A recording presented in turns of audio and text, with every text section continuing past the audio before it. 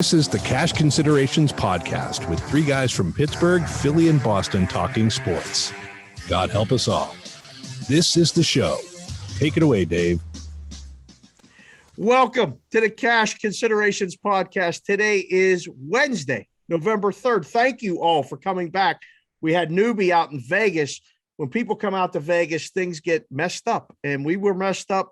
Newbie's travel schedule was messed up. The Eagles lost. It messed everybody up, including all of us who picked the Eagles. But we're back. It's Wednesday. This is the show. I am Dave Sharapan, the Sportsbook Consigliere at SportsBK Consigliere on Twitter.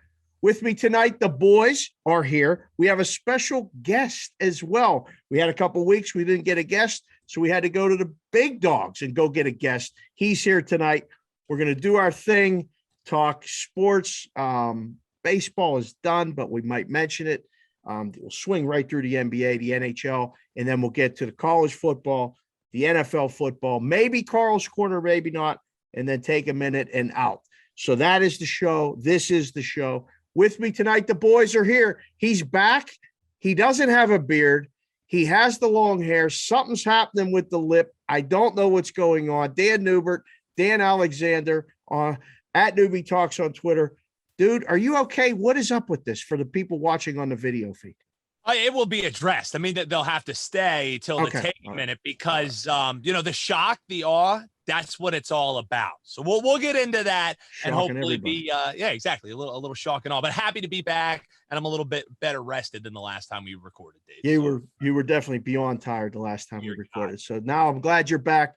I wish the beard was back as well, but maybe the people will like it without the beard, but we'll get to that. Carl Hascall at Carl Hascall on Twitter, the coordinating producer, the social media guy, the email guy, cashconsidshow@gmail.com, and obviously the co-host of the show up in Boston. You went and got one of your brethren. We're going to bring him in a minute, but how you feeling tonight, Carl Hascall? Good. How are you? How you doing? I'm a little bit creeped out with the co-host and what we're looking at over here. So hopefully this is going to grow back soon, but looking forward to the show. I've been looking forward to our guest for a little while since we've been talking to him. So let's get going. Well, you finally pulled your weight. You went and got a guest. Surprise, surprise. You got a fucking Boston guy. So, that's who else will we go get than this guy, Jimmy Dunn. You can find him at Jimmy Dunn Comedy on Twitter. The bio tells it all. He's a professional comedian, an amateur surfer, a sitcom actor, an enthusiastic eater, and then what the hell did I write? A television writer. This guy does it all. And he joined us tonight. Jimmy, welcome to the show, sir. How are you? It is a pleasure and honor. I'm going to have to add it to the Twitter bio now. Now that, we'll put it on in between eater and writer. Nice. We'll take it wherever we can get on the list, Jimmy. We'll take it. I'm happy to be here. Thanks for asking me. All right, so Jimmy goes and does these picks now. Everybody's getting in this gambling space, but Jimmy's got a long background. We're going to interview Jimmy, and he's going to stay with us for the rest of the show because he's got locks. If you don't follow him on Twitter, go follow him on Twitter every single week. He gives you a lock. He's going to give us a couple here tonight. We've got a little backstory to where even that lock came from. I can't wait to hear it. Then we're going to do our thing. So, Jimmy, first question of all of our guests every single week. They get easier. Trust me. All right. The first one out of the gate, where are you from, sir? Oh, that's a good question. I grew up in Beverly, Massachusetts, about a half hour north of the city of Boston. Okay. I currently reside in Hampton Beach, New Hampshire, which is about an hour north of Boston, but just over the line in New Hampshire. Okay, so you're a New England guy. I'm a New England guy. Yeah. You can probably tell by the accent. Like all the sports, do you like it? I mean, I know everybody's a Patriot fan. Everybody is a Celtic fan. Like the Red Sox, this guy here sat and told us, Carl told us for 6 months, this team sucks. You people like your teams. Oh, no, that was all of New England. That wasn't just Carl. Everybody in New England went, this team sucks. Actually, they went, oh, hey, all right. And then we got to the trading deadline and they didn't do anything. And we went, and then they ran off like six in a row. They lost 6 in a row. And the next thing you know, they were like 10 games behind the Yankees. And then all of a sudden they make a run. And all of a sudden everybody in New England went, all right, let's watch again. And it was a really weird New England summer because usually we watch the Red Sox no matter how bad they are. But something happened with the pandemic and just people got back to life or whatever. And they just went, and then all of a sudden they went, and then when they lost, they went, yeah, that's what we thought. That's what I mean. And you just summed it up. That was the whole season. Every goddamn week with this guy. He didn't want to do it. They lost the first 3 games of the season to the Orioles. This team sucks. They end up having the best record in baseball at the All-Star break. Like, hey, maybe. You know, I'm gonna bet them to make the playoffs. Okay. Yeah, we'll grab a couple of guys right now at the trading deadline. We'll grab a few, nothing. Nope. Didn't do a thing. Crickets. And then we went, exactly. And then the Yankees went, and all of a sudden we started coming up and then you went, hey, did you know there are only a couple games? Oh, hey, maybe, you never know. And then they win that first series and you go, oh, of course. Here it is. Now we knew. Yeah, we might have a chance. No. So did you play sports in high school? I played basketball when I was really young. I was 6'3" at a very young age. Oh, you're a big guy. But I had about a 2.5-inch vertical leap. So soon as I got into the high school basketball, I quickly found that I was much better in church league basketball. And I grew up in a town that had a real big league of a big church league thing. So we had about 10 different teams in the church league.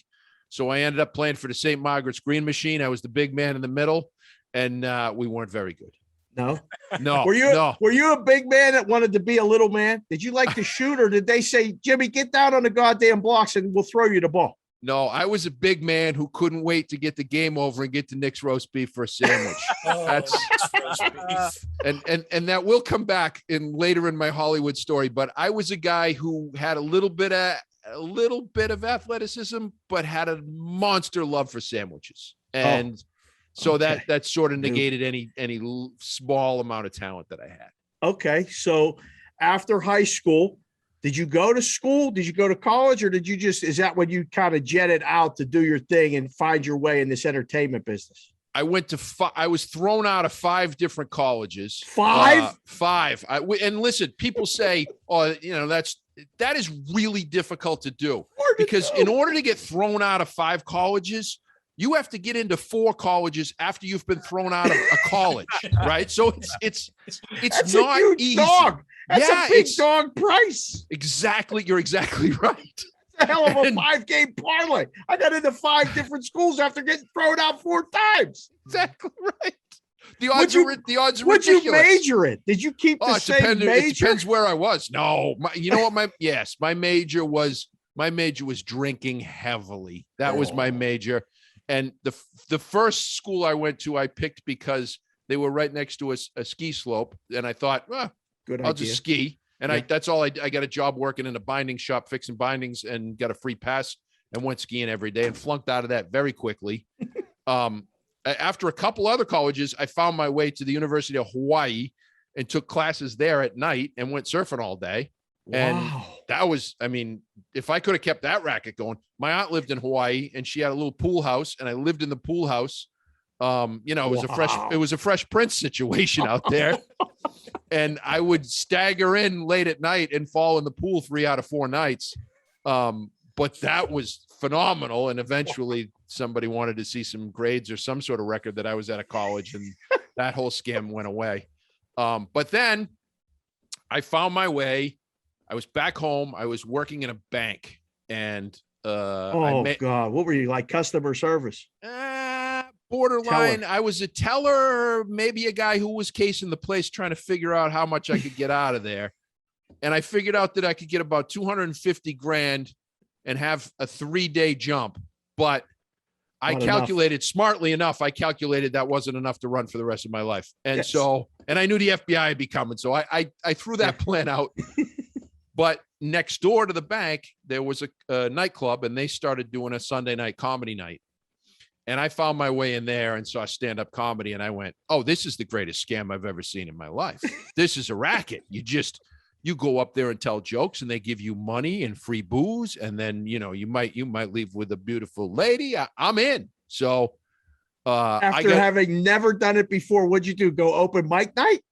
I didn't even do an open mic night, believe it or not. I knew the guy that owned that club, and he was at one point having trouble drawing. Actually, I'll tell you the whole story. So there was another comic on stage, pretty famous guy in Boston. He was on stage one night, and he gets in it with a woman. They go back and forth. He calls her the C word. She takes a drink. You can swear and say anything you want on this. Anything you want on stage. It's your gig. Okay. So he really lets this woman have it. She throws a drink in his face. Oh, boy. And he backhands her and smacks her. And this is in Gloucester, Massachusetts, where the fishermen live. And, if you saw Perfect Storm, these guys, right? So the bench is clear. It's it's a full on shit show. And, the police, the whole deal. The guy gets arrested. And so the next week, sales were down a little bit, it's a comedy show because she was a local girl. So he had it in his head, because I had asked him about how do you get into this thing, and he had it in his head. Oh, Jimmy wants to be a comedian, and Jimmy knows everybody. So he came over to the bank and said, "Listen, if I give you a gig, opening up the show, you think you can bring some people in?" And I know I can bring some people in. Yeah. So he goes, all right. And this was Wednesday. He goes, Sunday night, you're the guy. You're gonna MC and then do like 5-10 minutes and then introduce the pros. Okay. Done. I know nothing about. I've never written one joke. So I call my buddy Dave Hackett and I go, hey, get over here. We got to write some jokes because I'm going to be a comedian on Sunday night. He's like, oh, no way. And I go, yeah, I'm telling you. So we started writing up a little act, and it was horrible. So I had this brilliant idea that Saturday night I'd have a bunch of my buddies over my apartment and I'd do a dry run, Yeah. Yeah. So I got about 10 guys in the apartment, and, I'm standing there in front of the TV. All right, here we go. And I do my first joke, and they were like, and I do my second joke, and I do like a third joke. And my cousin Billy goes, oh, this is great. You're going to fucking bomb. Thanks, cousin Billy, you prick. Cousin Bill calls everybody. You got to come down Sunday night. Jimmy's at the Blackburn Tavern. He's doing stand-up comedy, right? So Sunday night, you can't get, the place is completely banged out.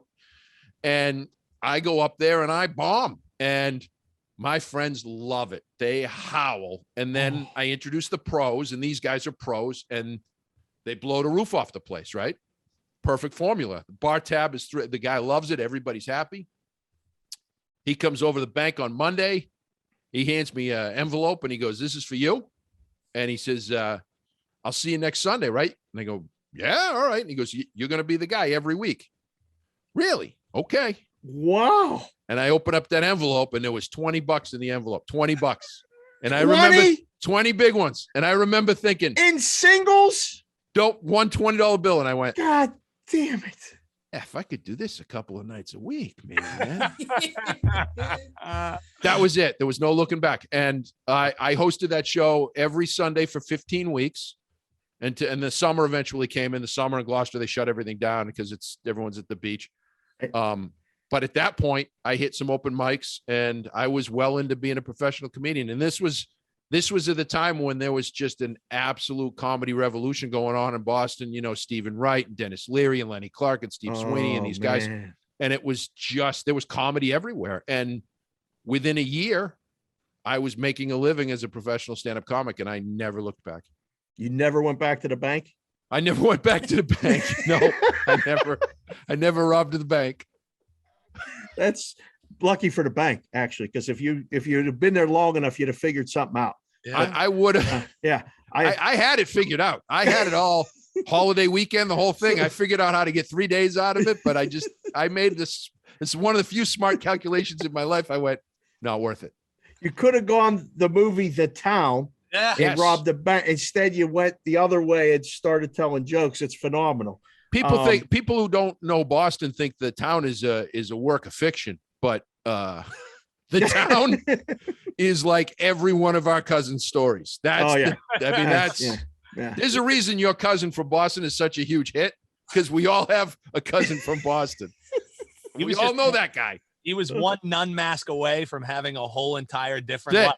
That's it. If the Halloween shop was open, done.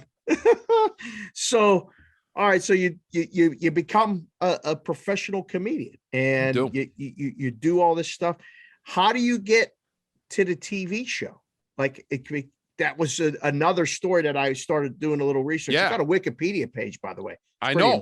It's pretty. Yeah. They called me a fat dumb guy or something like that, right? They did. They took a shot and said your thing is you play fat dumb guys. That's a badge. That's not a shot. That's an honor. That's good. That's good. So here's what happened. They were making a sitcom in Boston, in LA, and it was written by a guy from Boston, and it was based on his real life. And in his real life, his dad is a very famous high school basketball coach in Boston. His brother was a star. His sister was a basketball star, and he's gay. And that's not the sin in the Irish Catholic family. The sin was that he didn't like basketball. He couldn't play hoops. Yeah. So that's the story that my now friend, I didn't know him, but this guy sold to Hollywood and said, I want to make this sitcom. So they're casting this sitcom. And the role of the older brother was former star athlete in high school who had a love for sandwiches and has since put on a ton of weight, still thinks he's a star athlete, parentheses, chubby and dim. That's the character description that goes out to Hollywood to all these agents, right? So they try and cast it in LA, but you know, as you know, the real authentic accent, nobody in LA can do a real New England guy. No. So Brian, the guy who created the show, said, can we do a casting in Boston? So that description went across a desk at a casting agent in Boston. And my friend Melissa looked at it and went, oh, this is Jimmy. This is his story, you know? Oh. So she sends me the script and I look at it and go, if I can't get this one, I'm quitting. You know what I mean? It's over. This is me. Long story short, after almost a year of several auditions, flying to LA back and forth and making one show that didn't get picked up and then another one that did get picked up, I ended up on a CBS sitcom, and it was the best 15 weeks of my life. I had my big dumb face on a billboard on Sunset Strip, and I was a sitcom star for 15 weeks. And it was a pretty cool gig, man. That's great. Yeah, I'm sure the envelope was more than $20 for that one. The envelope was a little heavier than $20. Okay. Yeah. It was a pretty fantastic experience. Before I throw you to the boys here, I got another question. Go ahead.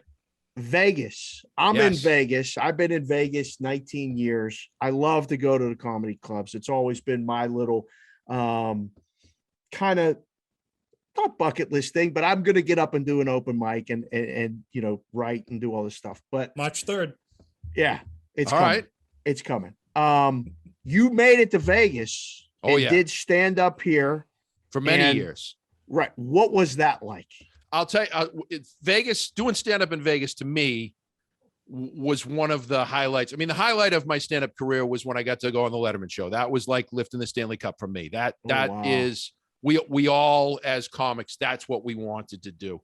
But the first time I went to Vegas and saw my name on the sign at the Riviera, and you know, it was, I'll tell you this. So I fly my old man out because I'm playing Vegas, and this is like, I'm playing Vegas, right? Yeah. We're a long way from the Blackbird Tavern in Gloucester. So, and I'm opening up for a Boston legend, this guy, Lenny Clark. And so we go down the front steps at the Riv, and we're looking down the strip. And I know that sign every 5 minutes lights up and says, with Jimmy Dunn, right? Right. So I got my dad looking the other way up the strip, and I'm just looking over my shoulder, waiting for it. And he's like, hey, what are we doing out here? And I, hold on, Dad, I want to show you something, you know? So there it goes, pops Jimmy Dunn. And I go, hey, look at that. And he turns around and he goes, holy shit, look at that. And he just stares at it, right? Like unbelievable. And then maybe 20 seconds later, it says ham and eggs $2.99, right? And it does, because it goes in the rotation, right? And so he goes, when's that come back? I go, every 19 minutes, Dad. He goes, oh, well, we're staying. We stayed and watched it again, and he was never, I mean, he was pretty proud of a lot of the things that I accomplished, but that was one of my favorite moments. And then we would go over to the Caesars, to the Sportsbook on Sundays. Yep. And his brother came out, my uncle, and they're both house painters. That they painted houses since they were 14 years old, all the way up until my dad retired at 65. Yep. And so I take him over to Caesars, and he's walking through that mall with my uncle, who's his partner in the painting business. And he looks up at the ceiling with the clouds, you know, and he says to my uncle, hey, I'd hate to have to rub that one out. Look at that. He's on vacation at Caesars and he's thinking about painting the ceiling. That was my dad's work ethic, man. It's unbelievable. But he absolutely loved it. He absolutely loved it. So to answer your question, I worked there for many, many years at the Riv. And I don't know if you know the history of the Riv, but the entertainment director at the Riv became a pretty famous actor, Steve Sharapan, who plays on The Sopranos. Bobby Bacala. Yeah. He plays Bobby Bacala. Yeah. He was the entertainment director when I was a young kid. Wow. And so the first time I go in there and I meet him, you know, he's that intimidating guy. Yeah. And I'm a young kid, 21 years old, dressed up in a suit, going to perform at the Riv. You know, I'm walking by the picture of Buddy Hackett. This can't be any cooler. And he goes, hey, Dunn, come here. And I go, hello. And he goes, yeah, Steve Sharapan. And I go, hey, Mr. Sharapan, pleasure to meet you. Thank you so much for having me here.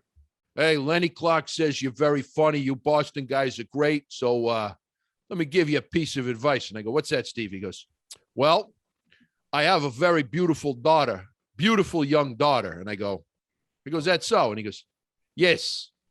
Would you like my daughter to eventually be working in the titty bars? And I go, no, sir. And he goes, well, sell some fucking T-shirts after the show. And he walks away from me.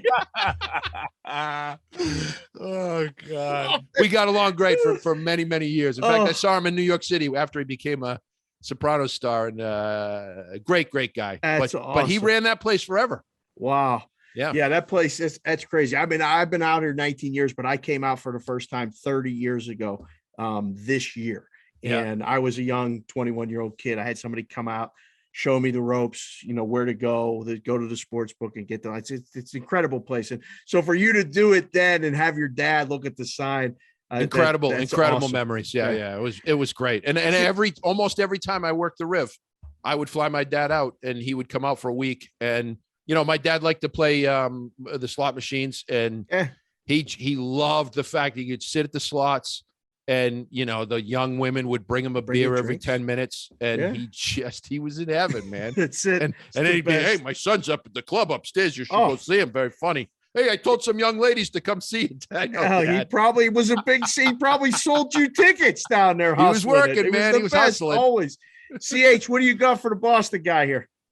Yeah, so I've been a fan of Jimmy's for 20 years. I've seen him a couple of times. I've seen you at the Comics Come Home. I've seen you at the Kowloon a couple of times. Right on. You can't beat the Chinese food and a good comedy show.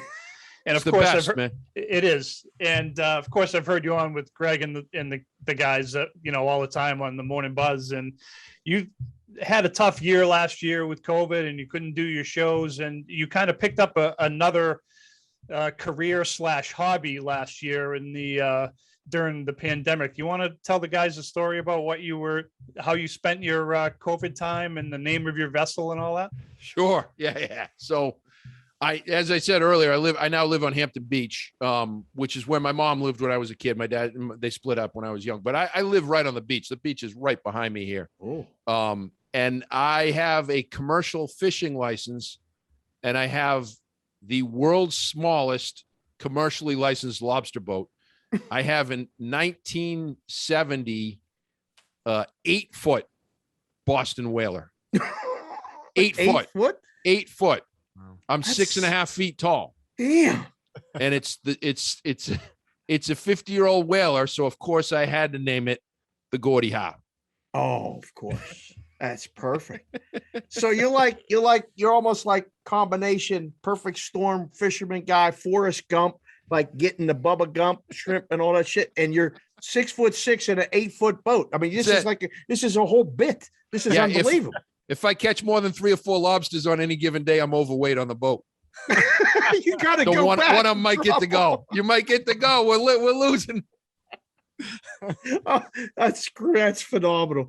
Newbie, what do you got for the comedian guy here? So I was actually, it's funny. I mean, the food guy. He's a food. All the best, you know what I'm saying? But no, I was going to actually ask about, how every comedian has like their story when they bombed.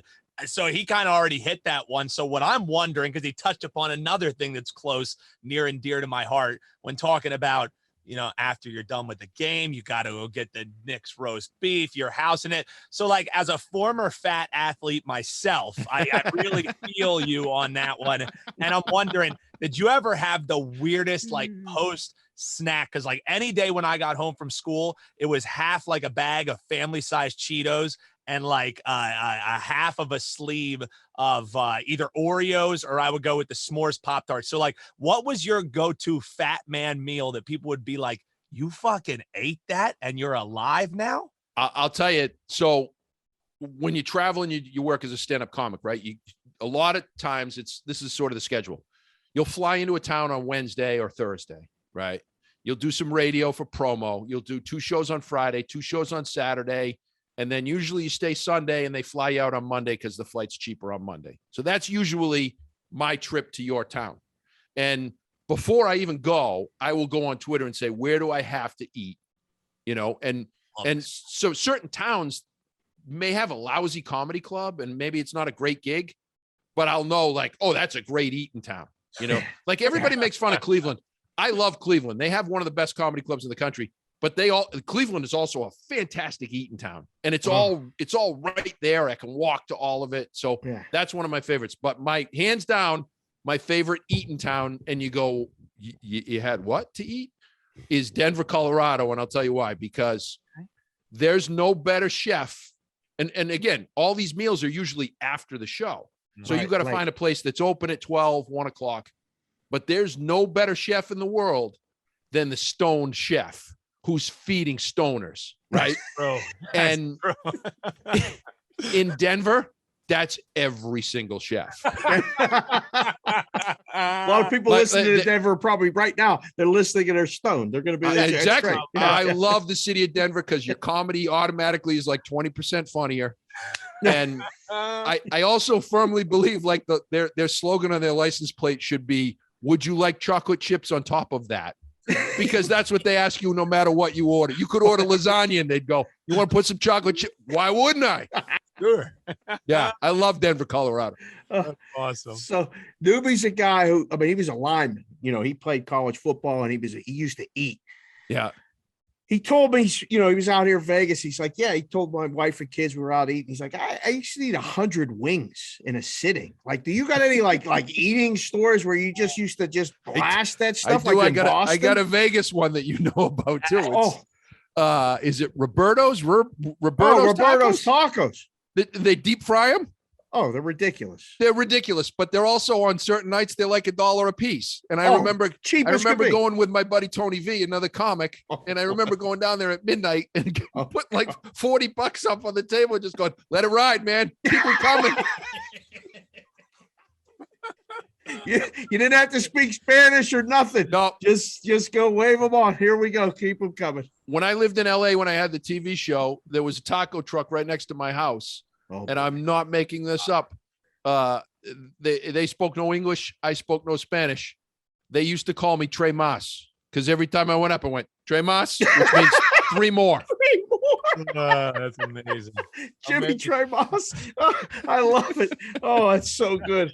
All right. Well, that's going to do it right now for the interview portion of the show. That's Jimmy Dunn. He's at Jimmy Dunn Comedy on Twitter. Again, professional comedian, amateur surfer, sitcom actor, enthusiastic eater, and a television writer all combined. Great stuff, Jimmy. He's going to stay around with us here for the rest of the show. We're going to get to some stuff. We're going to do laying or taking, and we're going to do in the gun. So, get a drink, take a breath. Before we move on, I want to mention the Book It Sports app, which, if you love to sports bet, listen up. The Book It Sports app is here to make your sports betting experience a breeze. Whether you're looking to talk shop, purchase picks, or simply need an app to keep track of all of your action, Book It Sports is the app for you. In sports betting, transparency is key. And with the all-new Book It Sports betting score, you can easily separate the contenders from the pretenders. What are you waiting for? Download Book It Sports today for free in the Google Play and Apple app stores and prove to your friends why you're the better. And Trent finally got a World Series game right at Book It with Trent. He was 0 for 5 and, has gained thousands of followers on the TikTok, on the Twitter, on all of social media, and he got Atlanta right. And apparently some people, this Barstool people, they went after him a little bit, and he told them all, I got the game right. Now his run is going to start. So follow along with Trent at Book It Sports. All right, let's do it quick, boys.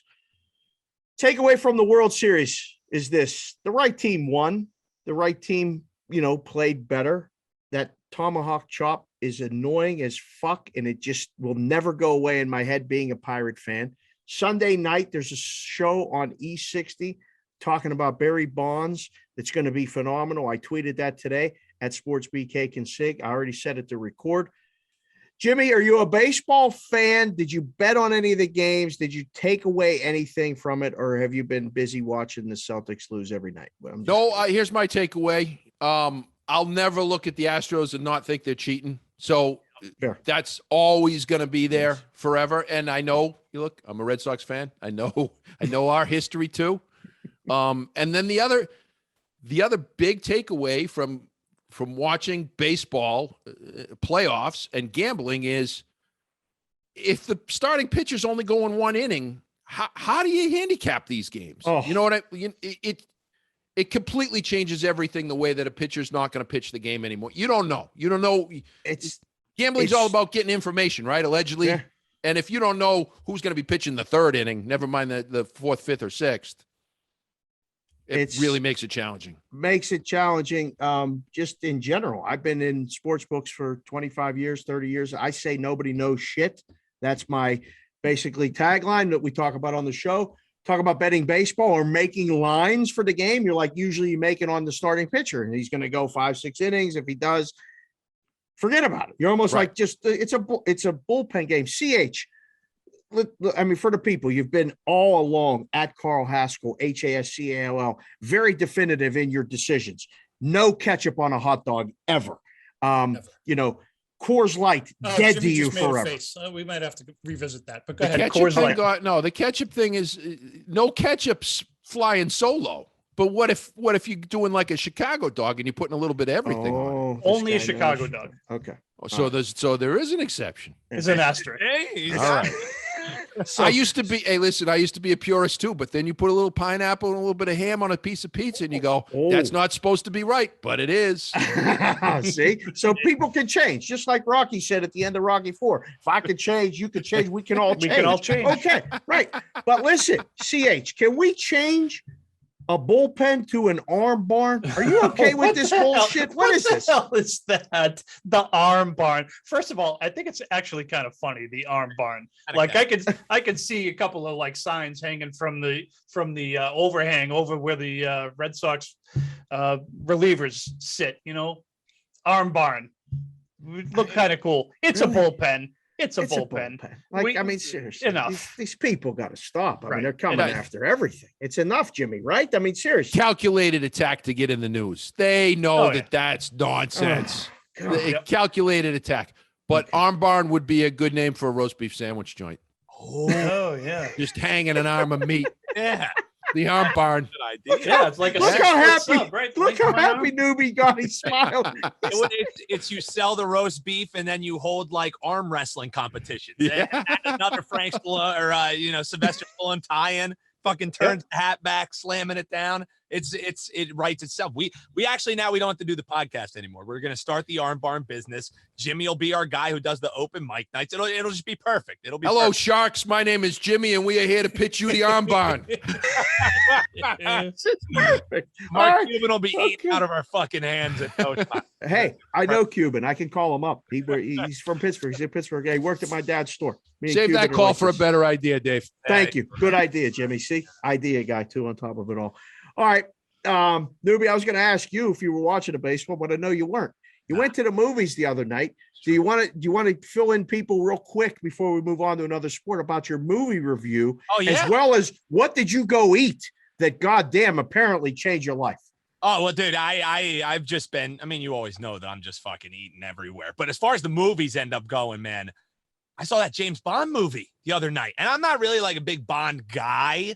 Like I've seen him here and there, but I'm not like a fanatic or anything. Yeah. If you like Daniel Craig and you liked his incarnation of Bond, this last one, No Time to Die, awesome, dude. Perfect send off for him. Great action. Obviously, sexy chicks the whole entire time. Beaten ass. They're not just like your typical arm candy. Ana de Armas was just like dropping fucking bombs. So yeah, well, you guys were watching baseball. I was watching James Bond kick some ass, and Rami Malek also awesome in that movie, Dave. So I appreciate you asking, man. That's when baseball season's around, it's my movie time. I'm sorry. What did you eat? What did you have to eat that chicken thing that you said literally change your life? That buffalo thing. Have you guys ever had the Popeyes chicken sandwich? Because like there's the whole chicken wars that's going on. I had like been a version because I'm like, you can tell by like the hair, I'm somewhat of a hipster where like if everything's popular, like I don't want to go and do it or anything like that. So I stayed away from the Popeyes chicken sandwich. Holy fucking shit. The hype was just, thing is plump. The pickles alone, they're like crisp. It blew Chick-fil-A out of the water. Whoa, really? And I was a staunch Chick-fil-A guy. I decided, I have 3 hours to kill. I'll go sit in the fucking drive-through at Chick-fil-A, right? Yeah, as long as it's not a Sunday, yeah. Yeah, exactly. But Popeyes completely changed the game. Have any of you guys had Popeyes one yet? No, I haven't tried that one yet. I've got one like 3 minutes from the house. I have to convince my wife to not go there. I would be back to being super fat newbie if I had one 3 minutes from my house, man. And I'm not getting paid by Popeyes, but maybe they should pay me because that's a ringing endorsement, man. But it's also a B story right now because you know what else is happening in a couple of days? The McRib is back, baby. Oh shit! Is back. Yeah. Are you a McRib guy, Jimmy? I am a processed meat guy, no matter what you're doing. Yeah, it's the mystery meat. You gotta love McRib, man. Absolutely. CH, you're shaking your head. You're not a McRib guy? I had one McRib back when I did my 20 minutes of my freshman year of college. And it wasn't good, but that was many, many years ago. So you could probably sign me up for another minute. Love them. It's probably still in your colon, actually. It probably is. This broccoli down there looking over at the McRib and going, this is a bad area, man. We got to get out of here. All right. So that's the baseball review along with Newbie's movie review and Popeye's chicken. Just in case the show is at Cash Consid Show. If you want to hook something up, we'll eat the Popeyes and we'll tell everybody about it. Maybe we can work something out. Envelopes are welcome. If you want to throw in more than 20, we can do that as well. But we'll take 20. So yeah, 20s are good. 20s are good. 20 will start. Let's go real quick before we get to the football. Hockey. Jimmy, are you a hockey guy? We do a segment called Pulling the Goalie where we talk hockey for 2 minutes because it's November and I played hockey at Penn State. I love hockey. Carl is from Boston, New Hampshire. He's a hockey guy. Newbie's a lacrosse guy and he doesn't really give a shit about hockey, but he likes to pretend that he does when the Flyers play, and he's a big fan of gritty. So where are you with hockey just in general? Because if you could skate, you would have been a goddamn monster defenseman. I'm a big hockey fan. I come from a big hockey family. I still to this day will have people come up to me and say, you Bomber Dunn's kid? One of the greatest hockey players I've ever seen. My dad, unfortunately, never got an opportunity to play. He went in the Army. He didn't get a chance to play in college, but he was a high school star. My brother played in high school. My brother was a coach. And true story, I was helping my brother coach, and I met my wife in a hockey rink. I saw her, and I said, whose mom is that? And it turns out it was the goalie's mom, and that kid became the starting goalie for the next 4 years, and he's now my stepson. So big hockey guy. Love a hockey game. CH, have you been betting any hockey yet? Or are we still in observation mode? Yeah, I think this week, based on how I did with my football picks last week, it might be becoming hockey season pretty quickly around. Yeah. Here. Okay. Yeah. All right. Yeah. It's just, we need the Bruins to play. I mean, I think the Patriots play more often than the Bruins do. They got 4 days off. They got 5 days off. It's crazy. It's early October and into November schedule. Hockey season really in the book didn't really start until Thanksgiving, because it's so disjointed. You want to talk about watching a baseball game and how disjointed a baseball game is with all the pitching changes and all this stuff. The hockey schedule now, apparently they play like 3 days a week. And then the other 4, there's 2 games or there's 3 games. And it's hard to get into a rhythm of watching it, let alone betting it. It's very, very tough. So it's just like everything else in this world right now. We can't get anybody to work. Yeah, you're right. Yeah, actually, it's very true. I mean, and it's even happening in professional sports in some regard. All right. So that's basically the hockey talk. That's the NBA. Oh, no. Wait, we didn't mention the NBA. Oh, here we go. Yeah, I forgot. You really forgot about the NBA. Dude, how'd you forget about what is it? Sorry, Josh. Everybody for Philadelphia. PA. 76. PA.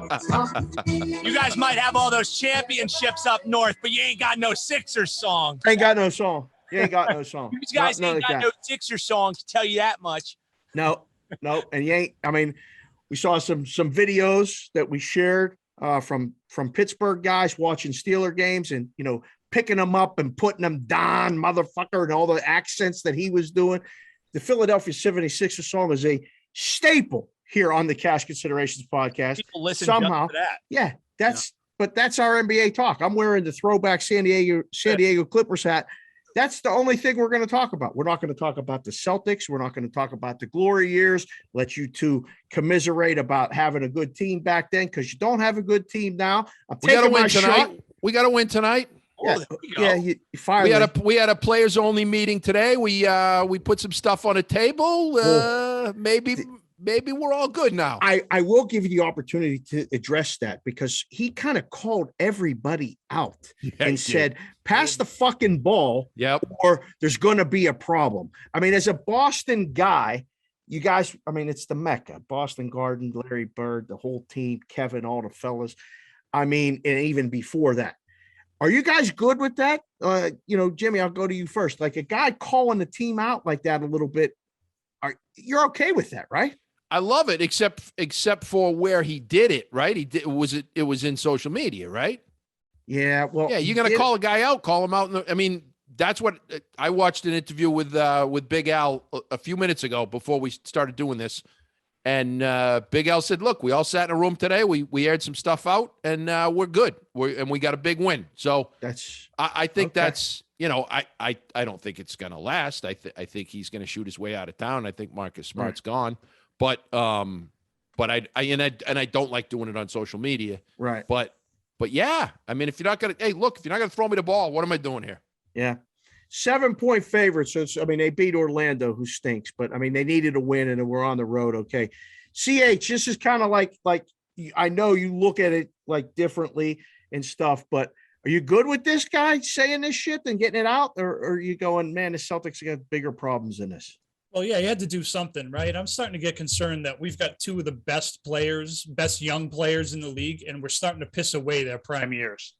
Ooh. Really, right? Okay. I mean, Brown and Tatum are two of the best players, probably the two best that have been here since, Larry and Kevin. Kyrie. Oh, no, what do you mean, Kyrie? No, Kyrie, don't even get me going there, please. Don't get me going there. How's his season going so far? Yeah. I'm worried that we're pissing away their prime years right now, because they're two good ball players, and they got to do something. All right. Well, that's going to do it for all the other talk. So we got to get to some laying or taking college football. Before we do, I got to mention another Boston guy, Jeff Dawson, in the East Coast Sports Investors. He says, do you ever wonder what 30 plus years of sports wagering experience and a number one ranked sports investors site in the world, according to Google, first page looks like? It's www.eastcoastsportsinvestors.com your sports leaders delivered to you via text and email. There's no better time to meet the ECSI family. Now the NBA has started, the NHL. Obviously, we're in the middle of football season. Baseball's done. That's good for him, but he's also into doing other sports, college football, Maction. The texts come right to your phone. If you have any questions, he says to ask the real Vegas Dave, not that guy that has the goat whale plays and all that other bullshit. He means ask Mr. Sharapan. That's me. I say there's no I in team, just win and profit. See you in the end zone. That's Jeff Dawson at ECSI Sports Investors on both the Twitter and his website. So what Jeff does is give you picks. What we're going to do right now is give you picks. Sometimes our picks are good. Most times picking on Wednesdays, our picks aren't good. So fade or follow, but we play laying or taking college football. Every week, Carl sends an email, kind of, these are the games. So spreads and totals, hopefully in the right order. That's the way they were addressed today. Every week I've been on his shit because he signs this thing best, Carl. Apparently, it's an auto signature, which I'm trying to remove email from my life. So if you want to email the show, Carl gets it and he tells me. But he signs it best, Carl. So this week, hoping you have the happiest of hump days, Carl. I know that was personalized, and I really am excited about that. Thank you very much for taking the time, CH, to sign the goddamn email. Well, it's just it's the little things I do for this show. It's amazing. It's really amazing. So you left out yesterday's too. I sent you a nice one yesterday too. I think you left that out, but that's all right. What?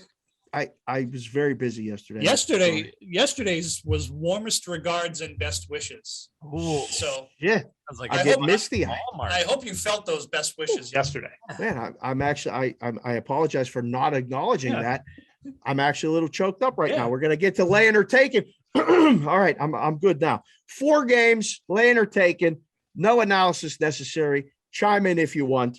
The first game is a very big game for the country, right? This is a big game in the skill of things, not for the rankings, which, by the way, we're not going to talk about the college football rankings because you want to talk about some waste of time bullshit. My God, just say Georgia and Alabama are going to play in the championship game now and stop all the other stuff. Laying or taking, first game, Air Force -2.5 versus Army. The total is 37. We don't do the totals, but I want a 2-game parlay here, whether you're going to go over or under for laying or taking. I'll go first. Air Force laying -2.5, under 37. We broke it down on 8 in the Box, the other podcast, the Cash Considerations production. Me and B. Howe got after it today. Newbie produced it. He chimed in with some good stuff. You can find that anywhere you find podcasts, as well as on the YouTube channel. We broke this game down. I can't believe how many times this game has gone under. And you got to go back and listen to the show. So I'm cheating a little bit, but I know it's going under. Newbie, you go first. We'll swing it around this way so I can keep track. There's 4 games. Everybody gets to go first and everybody gets to go last. You're second. What do you got? Laying or taking? You always yell at me when I take the favorite and the under, but I guess when it's a service academy and it's only 2.5 that you have to lay, it's understandable. I'm doing the same thing. I'm favorite, Air Force 2.5, under 37. And whenever this service academies play, you blindly play the under. It's just, it's a tradition as old as apple pie right there.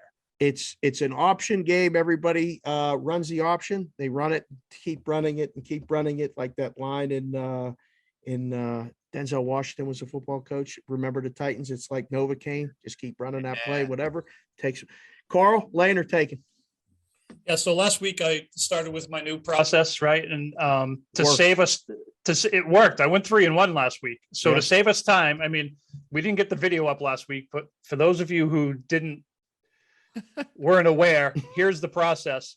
To save us time, I pre-picked all of my games and wrote them down so that we didn't have to time, to do all the analysis and for the system to do its thing. It just took too much time. So I'm taking Army in this game, especially since you guys both took Air Force. I'm going to take Army and I'll take the points. Okay. Over or under? Oh, apparently it's a law. I have to go under, so I guess I'll go under. Fair. All right, Jimmy, this is how it works. You got a little picture into it. You got Air Force -2.5. The total's 37. You laying or taking? I'm taking Air Force, and I'm doing the under. Okay. And I'll tell you why. Because that's what you said, and there's no way I could break this game down even close to what you've put into this. That's it. Yes. All right, Dave, I have the utmost respect for the military, but I really couldn't care less about this game. Yeah. You and mostly everybody else. It's amazing how it got on this. We only picked 4 games. This was one of them. CH has a master very good formula. list of games this week. Yes, the games are terrible. In fact, the next game is the only game between ranked teams.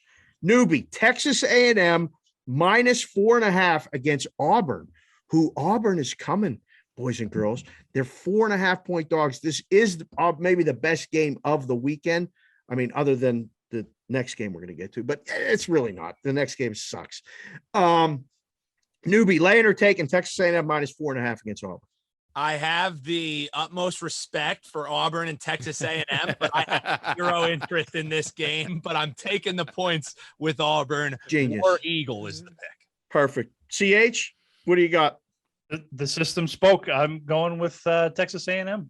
Sorry, and I'm laying the points. Controversy already. Jimmy, laying or taking? Taking Auburn and the points because my dear friend Vic Henley, one of the funniest comedians on the planet, huge Auburn guy, lives and breathes Auburn. So I got to take Auburn. You ever do shows down in Alabama? I have not done shows in Alabama. Just curious how that would play out. I'm a very New England act. Yeah, So yeah. I can play in certain parts of the country, but the South, Like the Probably South so much. is what they say to me in the South. They say, you talk funny. Like our boy Bama. He talks funny. What did he say about the show that one time, Newbie? This is an over show, boys. That's what he had to say. That's what So yeah, And it is. We're already at 51 minutes. yeah, we are an over show. All right. Well, I'm gonna go home team, Texas A&M -4.5, and I hate it. I think Auburn can actually win the game, but I'm using Carl's method. Sometimes you got to change it up. Yeah. We'll lay it. Next game, Penn State -10 at Maryland. Penn State has lost 3 games in a row. They were just at Ohio State. They go to Maryland, who really, after talking to Behow, Maryland stinks. I mean, they can't score. They give up a lot of points. CH, you laying or taking the Nittany Lions on the road? Go ahead. Tell me you're taking Maryland. Go ahead. I'm starting to question my methodology here, but Yeah. I'm taking Maryland and I'm Of going course to take the points. You know why? The big reason is every time I've picked Penn State They since probably 1972, Mhm. they've lost. So Yeah. I'm going with Maryland. That's good. You're the newbie mush, but you're the CH Penn State mush. And I went to Penn State, so I don't want you picking them because I got to get a win. Jimmy, Penn State -10 at Maryland, laying or taking? I am laying the 10. Attaboy, Jimmy. I'm laying the 10. Attaboy. I don't want to insult the host and an alumni. It's fine. It's all good. I don't give a shit. Good a reason as any, to be It honest. is good, but I'm laying it as well. Okay. The defense played really well against Ohio State. I think the defense limits Maryland enough. Under in the game is probably the best play in the game because I don't think Maryland's going to score, and Penn State's offense is a bit offensively challenged. But Maryland gets 14 or less. That means Penn State gets 24 or more. Penn State -10. Newbie, what do you got? I'm laying it with Penn State as well. This is James Franklin's Just spot to kissing my beat up ass. on a bad team. Yep. That's what James Franklin does. I said at the beginning of the year he looked different. It turned out he didn't look no different. So I'll lay the 10 with Penn State. He's playing a bad team. He better not be leaving, Newbie. Yeah, I We think talked he's about leaving. this. I fucking think he's leaving. Yeah. All right. Son of a bitch. All right, Jimmy, you kicked this last game off. Laying or taking college football. San Diego State -7 is at Hawaii. Total's 45.5. This has been the get back game for 100 years. The in Hawaii game, you know, back in the day when we had to check the scores on the bottom of a screen on the TV and wait for the scroll, and then, you know, you sneezed and you missed it. You had to wait another 15 minutes, all that stuff. You laying or taking, this is your Hail Mary shot. San Diego State -7 on the island, which, by the way, you lived in Hawaii. You understand this. It's This is huge. a no-brainer for me. I mean, we were just talking about alumni. I have a .027 grade point average in Hawaii. So I'm taking the points, man. Was that a whole year? Or was that Go only Rainbows. 1 semester? Was the point two semesters? Two semesters? And you know how hard it is to get a 0.27? That Almost means impossible. that everybody can fail you, but you still have to get at least somebody to not fail you. I went to 3 classes.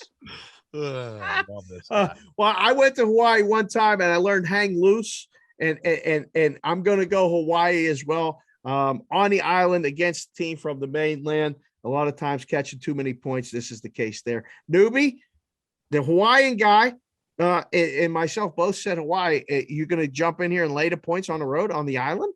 Yeah, I'm going to lay the points on the island. You know, I love going with the Rainbow Warriors, but San Diego State actually isn't all that bad. And I don't even watch college football. Yeah, I know, but the thing is I don't watch college football, yet I watch these teams that are like utter dog shit that nobody else watches. You know what I mean? Like I watch way more MACtion than any other football. I watch San Jose State and UNLV. Like I just watch when the dog shit is on. So I actually see these teams more than the other ones. I'm laying it in this. He's up eating some roast beef sandwiches or some shit, watching bad football. That's what the hell you're doing. Exactly. Yeah. Give me another Popeye sandwich. Hey, what's the is that the WAC game? Oh, let me see some is there a live line on this? It's damn it. You nailed getting on in game.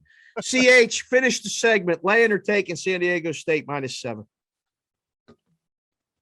He's on mute.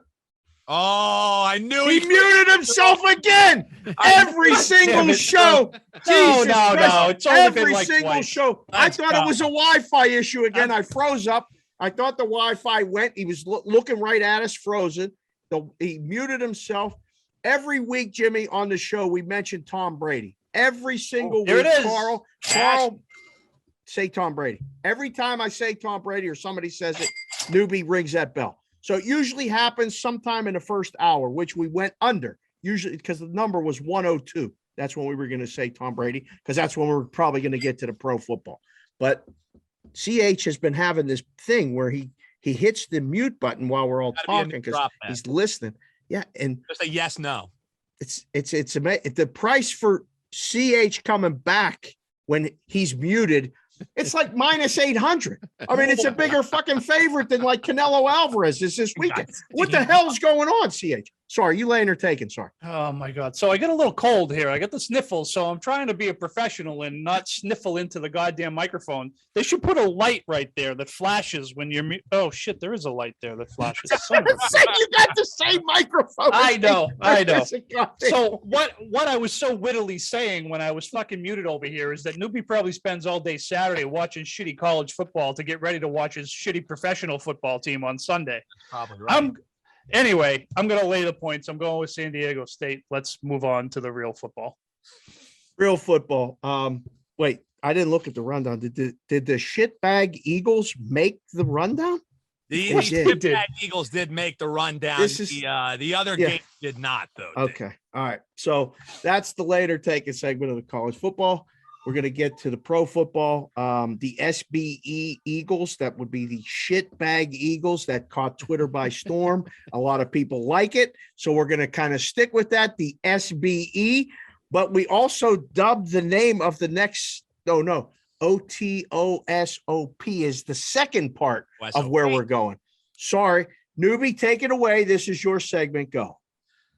Oh, that's right, Dave. It's time for the most rootin', football segment this side of the Mississippi.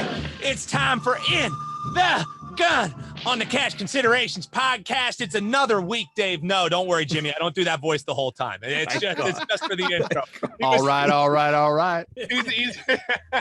Jimmy got it. Jimmy got a little country with him. Did you hear that? He made that Boston shit go away. He went somewhere I didn't know he could go. I'm a talented actor. He is. He's getting my Oscar, that's for sure. But no, you don't have to worry. That pops up every now and then. You don't have to listen to me screaming into your ears the whole entire segment. Jimmy, we need a playbill. Carl said it a couple weeks ago for how many fucking voices this guy does. He's got a monkey jizz guy voice. He's got a hipster voice. He's got the cowboy rootin' tootin' voice. So he's a voice actor, I think, as well. He does a lot of things. I'm sorry, I missed the first one. Monkey Jizz beer guy. That would be it. Yeah. Got to go back a couple episodes. It was amazing. He said his beer tastes like monkey jizz, but he did it in the voice. It's like just like those super fucking hipsters who like they only drink craft beer. It was, it was apropos, wasn't it? All right. Sure. So, but for what it's worth, I try everything once. All right, move on. Another week that we unanimously picked the shitbag Eagles, or as you said, the SBEs. And it was another week that we miss our unanimous pick. So I feel like that's why CH is making some of the snide remarks over the Eagles. He texted me during the day. He said, the Eagles. He goes, why the fuck did I put the Eagles in the teaser? I was like, Carl, the Lions. We picked the Lions, the fucking Lions. He goes, why? And I was like, whenever you bet on the Eagles, they're guaranteed to let you down. Whenever you bet against them, they're guaranteed to let you down. That's what the Eagles are there for. Shitbag Eagles. Just to ruin your betting card. And they'll probably do it again this week. Well, we got two Boston guys, so let's start off our In the Gun segment looking at the Patriots taking on the Panthers. The Patriots are 4-point favorites and the total 41. CH, usually we have you go last. I'm letting our other Boston guy go last, as I'll let you get first crack here. Patriots, Panthers, again, total 41. Patriots are laying on the road. What say you, my man? I'm saying we're back, baby. Here we go. Here we go. We're back. Uh-huh. The kid's going to lead us part of the way to the promised land. We're going to the playoffs. Playoffs? Give me the playoffs. Playoffs. Give me the Pats. I'm going to lay the points. Oh, Dave, what do you think? We got to at least break up these two guys. What do you think in Patriots, Panthers? I saw a little note today that McCaffrey's practicing or he's going to come back. And I know CH isn't worried about it, but I think that's worth something to the line. And again, in continuing my ability to pick under 500 on Wednesday and then have it all clear up by the weekend, I'm picking Carolina today, as the line will go down. So if you take 4, it's probably the peak. It's coming down. People are going to bet Carolina, and they're probably going to be disappointed because Carl's right. The Patriots are going to win. I'm going to take the points, but I know it's a fucking loser. Jimmy, what do you think? He knows it's a loser. It's an interesting strategy. I know who's going to win, and I'm not going to pick them. That's what we do. That's why he's in Vegas, and the rest of us are at home in our kitchen. What are you thinking in this game, Jimmy? Anything that sticks out to you? I like the Patriots starting a little bit of a roll. I think I think Belichick confuses the offense, and I just saw something in Belichick after the game last week on the field, drinking a beer with his girl, his dog on the field. Yeah. And there was a whole little party going on, and it's like he knows something. And when it feels like Belichick knows something, I think he knows something. And I think they're going to go on a little bit of a roll here. And I think the Panthers are a team they can roll on. Oh boy, Jimmy! Anytime you want to break out the lock, Jimmy does. He does a lock segment. Yeah. That's on Twitter. At his Twitter handle at Jimmy Dunn Comedy. And you need to follow along. Jimmy has you need to watch the show as well as listen to the show, but he'll break out a lock. And that's when we really know that Jimmy's on it. But sorry, Doobie, go ahead. Take it back. Take it away. Yeah, before we roll on here and we'll look at the Bengals and the Browns, which is going to be a pure pass. So if you guys want to pass over that, I'm fucking fine with that too. I'm with you on this one, David. I'm not just doing it to be like anti-New England or whatever. I picked the Patriots, and I made plenty of money on the Patriots as underdogs last week. Season, but now they're going on the road. I'm taking the Panthers too because of that McCaffrey. And also, I don't really think PJ Walker is that big of a downgrade to an injured Sam Darnold. And for what it's worth, Matt Rule probably wouldn't even be coaching in the NFL if it weren't for his 4-year run that he had with PJ Walker as his quarterback at Temple. So PJ Walker back under center. I kind of like that. Maybe he has some special plays in there. So I'm going Panthers getting the points at home in that one. We'll move on to a game that, like zero interest level for me. The only thing I would maybe tease the Browns up just because it's a Wong teaser, which is the hot thing that's here at Everett, the Wong teaser. It's the Bengals taking on the Browns. 2.5. I actually got pretty close to pronouncing it correctly. And Carl only puts Cincinnati on the board because he knows I fucking can't say Bengals right every week. It's Susanna Hoffs. I can't get her out of my head. So Bengals 2.5 taking on the Browns. CH, compose yourself and tell us what you got in this game that you put on just to make me say Bengals. I do. Every week I look and I say, should we really talk about this game? And I say, oh, it's the fucking Bengals. We got to talk about the Bengals. And I'm going to take them. I'm going to take the Bengals, and I'm going to lay the points in this one. Jimmy D, what do you think in this game, my man? Bengals 2.5. Whenever a game comes up and it's a betting situation with Cincinnati, it always reminds me of the episode of The Simpsons when Homer starts betting and he's calling the 1-900 number that's charging him by the minute. And they go, in this game, it's and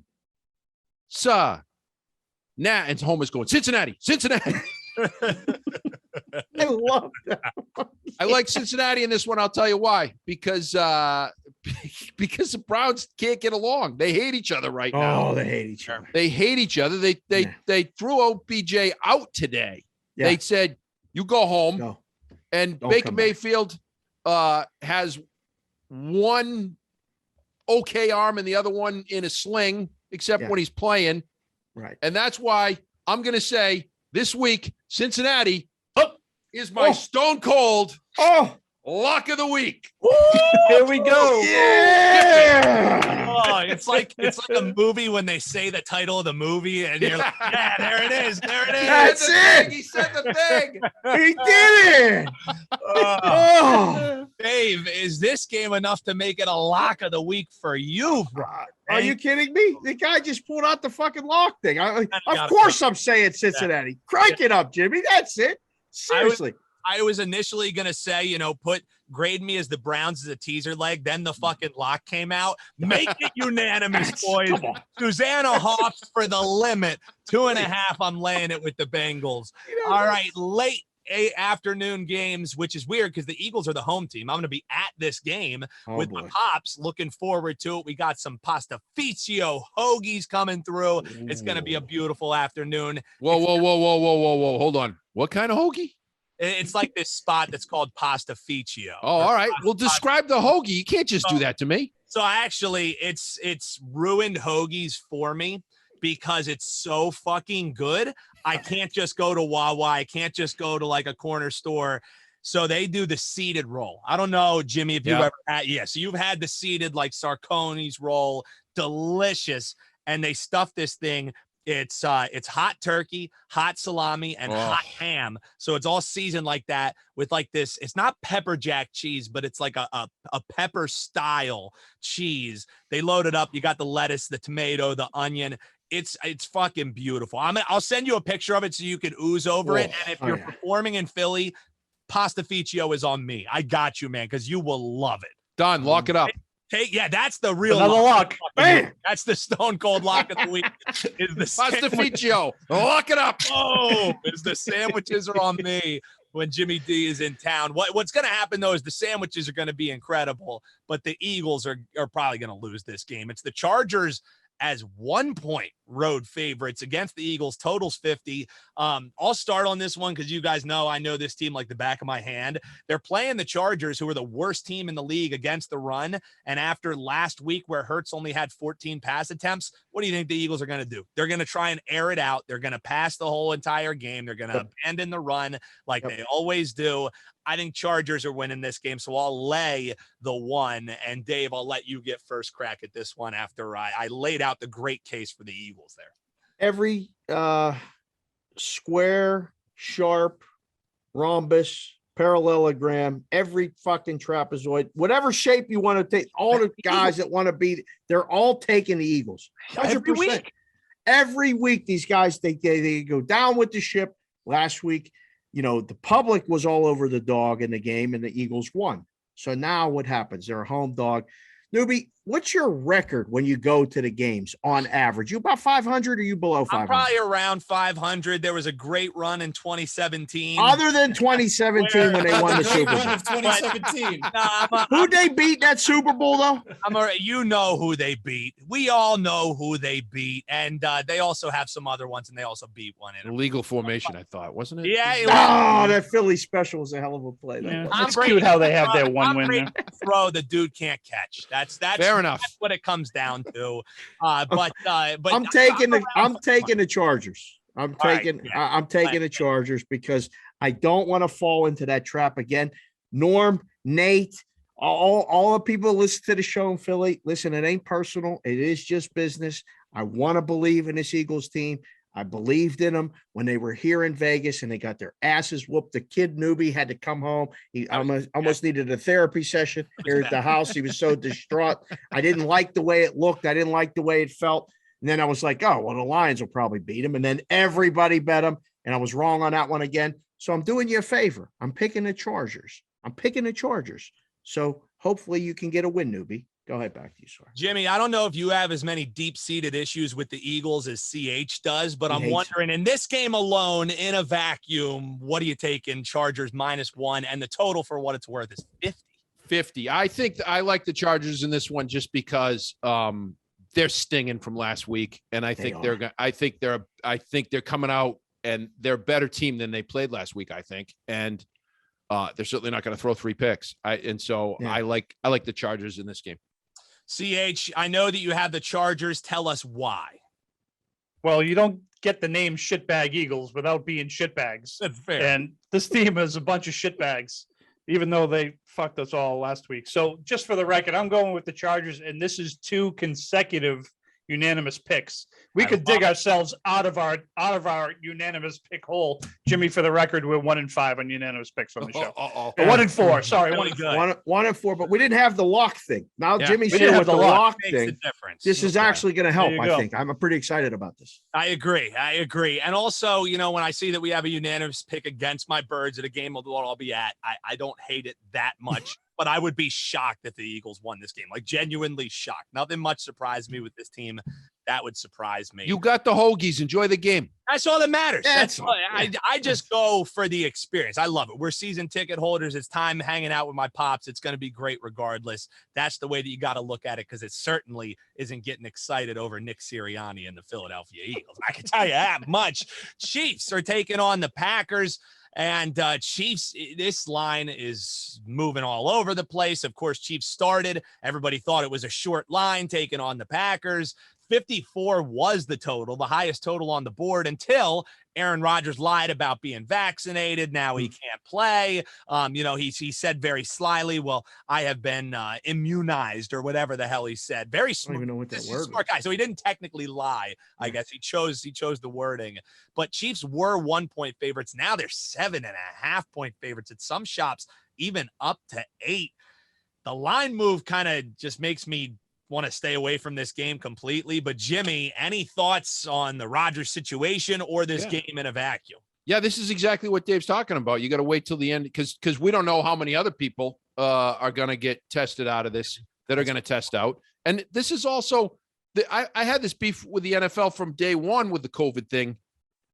You really need to tell us who's vaccinated and who's not, especially if you're making a bet, a season long bet. Yeah. And you're betting or how they're going to do all season, never mind game to game. So, he was lying, and he was lying about whether or not he was vaccinated. Rodgers was. I'm starting to think he might not even be getting a discount on his insurance. I think the whole thing's a big ruse. All that bullshit with the belt, all that stuff. No. I'm taking Kansas City. I don't care what the line, where it goes. I'm taking Kansas City on this one. And I know I got burnt last week with my Stone Cold Lock of the Week with Kansas City because they won the game, but you got to cover the spread. Yeah. Right? Yeah. Just like Von Miller's Halloween party. Someone's got to cover the spread. Somebody's got to cover the spread. We didn't cover the spread last week. That's a good one. Thank you. That might go over some heads. I like to shoot over heads, but I like that. I also can't stand Aaron Rodgers, and for a bunch of reasons. And one more is you're not going to be the host of Jeopardy. You never were. And don't ruin Jeopardy for me. You already ruined. I can't stand the guy. I certainly can't stand him every night at 7:30 if I'm watching Jeopardy. So Kansas City all the way. He makes a good point. He does make a good. Stay away from Jeopardy. You've done enough damage. You've done enough damage to my television viewing. Yeah. CH, you have a guy who shares the hate for AR on the show. This is beautiful. What are you looking at when the Chiefs are taking on the Packers? So I got to think it was inevitable, right? That Rodgers was going to get the COVID, because look at that fucking hair. You know, shit's been living in there for months, right? You know, like newbies. Newbies is clean. Look at Rodgers, man. That shit ain't clean. No. It looks like he's just spent like 4 months on the road with Megadeth or something. I don't know what the fuck he was doing. I don't care who's playing quarterback for the Packers. The Chiefs aren't covering any number ever again. Bing. I'm taking the Packers. So I hear the ding there, Dave. Does that mean you too are taking the points even if Jordan Love is playing? I am. Right now, if Courtney Love was playing. Oh, wow. Joke of the night right there. Can she Courtney throw? Love joke. Come on. Who had that on their bingo card? I don't know if she could throw, but she might be able to hand off enough, which is what Jordan Love's going to do. He's going to hand it off. They're going to play it tight. He's not going to ask him to do much. And, I mean, the Chiefs, you want to talk about this team sucks. Defense, last in the league. Offense, Mahomes leads the league in interceptions. This is going to change. They just played on Monday night and barely beat the fucking Giants. The best part about the game was Eli and Peyton doing the thing again. It was actually pretty entertaining. I'm definitely taking the Packers plus the points right now. I think the line, by the time you listen to the show, will come down. I think oddsmakers had to adjust and get it up to try to get some money, because if you had put it 4.5, 5.5 in that dead range, people would have laid it up to 7. So they're like, all right, go get the Packer money now. Let everybody bet it. Sunday, Packers either barely win by 3 or lose the game outright. Yeah, I'm on the Packers too, and here's a little lesson in betting early. I told you guys I usually have most of my NFL bets in by the time we're recording the show here on Wednesday. I save a little bit of my bankroll for the back end in case there's any news that happens. So I, of course, have the Packers in a teaser at the exact same number. I could just get them on the spread right fucking now. So awesome. Perfect. Isn't betting early in the week so sharp, right? Yeah, I'm staying on the Packers. I'll take the points here simply because I think the Chiefs could 100% win this game. I think that Pat Mahomes, the reason why he's playing so bad is because his brother and his girlfriend just won't stop fucking putting him on TikTok, and he's sick of it. But I'm taking the points with Packers, TikTok notwithstanding. Check out Dave on TikTok, Cash and Sid. So let's keep on moving here. The Cardinals taking on the 49ers, and another line kind of crashing here as Cardinals are down to pick 'em. CH, I'll give you first crack at this one. What are you thinking? Cardinals, 49ers, for what it's worth, total 45ers. Cardinals. I'm picking the Cardinals the rest of the way unless they play Green Bay. I'm picking the Cardinals. Nice. Cardinals. And easy. I wonder, who do you have against CH? I didn't get that. I think, hold on. I'm going with Arizona. Cardinals. Okay. No coin needed. No coin needed. No, the coin isn't calibrated for the NFL. It's only calibrated for the. You're giving away the secrets, newbie. Well, I think people got to listen to the back end. That's true. Hey, Dave, what are you thinking? Cardinals against the 49ers?